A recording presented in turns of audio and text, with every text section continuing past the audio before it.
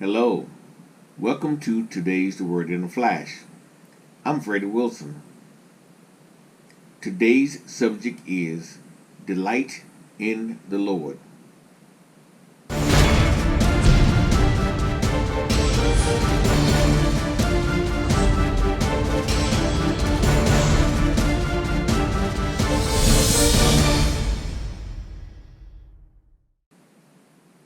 This is going to be a part of a two-part series.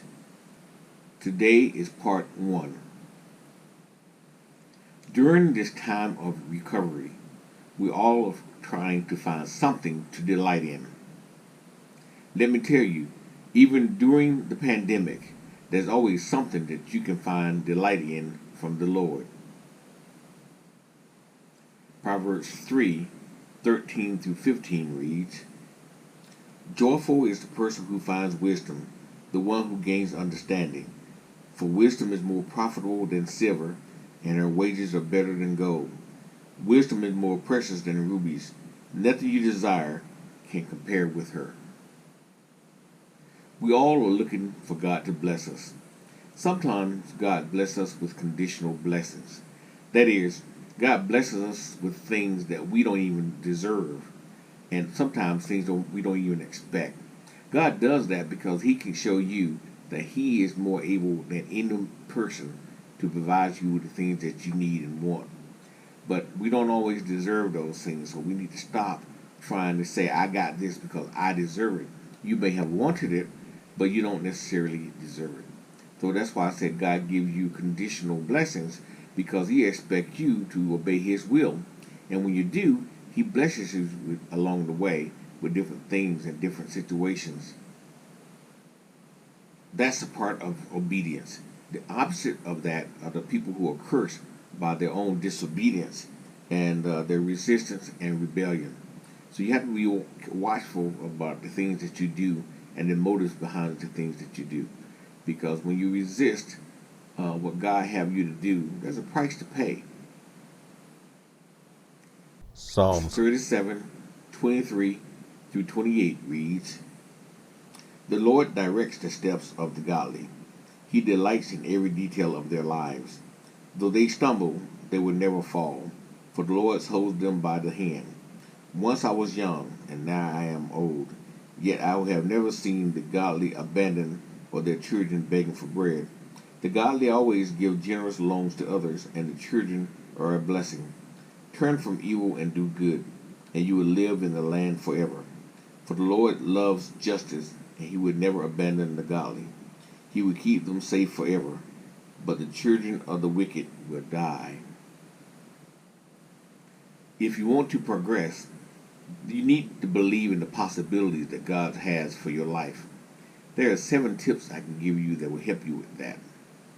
1. Avoid the generation of complainers. They will discourage you. Disconnect from those who carry dissension. They will confuse you.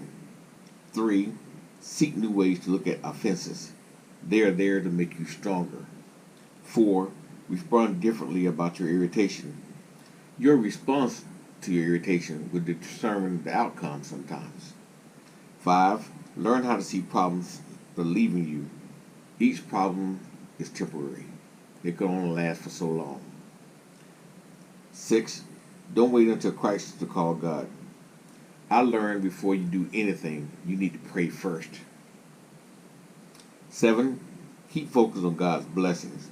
His possibilities are endless. There are ways we can dominate our situations. Don't let anyone or the situation that you're facing take away your joy. Your joy is more important than anything else that you can come across because that will determine your well-being all around. Because once they steal your joy, they got you. God put in us a spirit of excellence. You need to use that spirit of excellence to overcome the situations that you're dealing with because God will give you the wisdom to apply to your situations. You don't have to be negative about the negative things that you face. Through godly wisdom, you'll be able to overcome those negative things that you face. You need to speak health and wealth into your life. You must use your God given image to create the world around you. God put in you all that you need to build a better world that you live in day by day. You must not be afraid to apply those things that God will put in you to resolve your situations. God put in man a spirit of growth that enables us to go beyond where we are now. This could be both spiritually and physically. In the physical sense, it can be determined by your the things that you eat, the exercise you get, the way you treat your body. In the spiritual sense, we need to grow as well.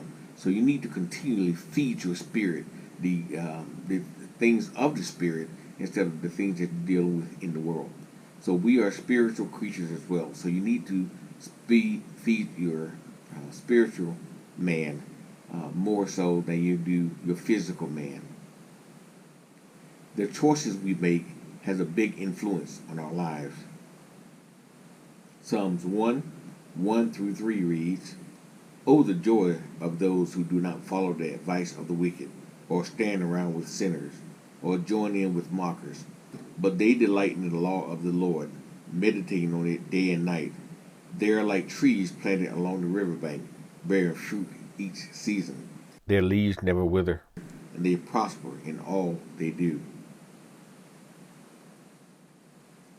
God has the answer to all your problems in His words. So when you have a problem in your family, look to the scriptures to see what the word says, and that will help you in whatever you have to do to take care of your family. Don't let your family become unhealthy by feeding them junk or letting them starve. That's both physically and spiritually. Your life with your family should be orderly, arranged, and systematic. You, as a believer, man or woman, should set the example for your family to follow. You should seek Christ for answers and apply the wisdom that He gives you to take care of your family. You must look to Christ and take the steps that He directs. Psalms 119, 1 through 3 reads, "Joyful are people of integrity who follow the instructions of the Lord. Joyful are those who obey His laws and search for Him with all their hearts. They do not compromise with evil, and they walk only in His paths." I hope the information I provided today was helpful. You should always seek the Lord for His peace and comfort. You always can find delight in the Lord. We'll discuss more in the second part of this series. Be blessed.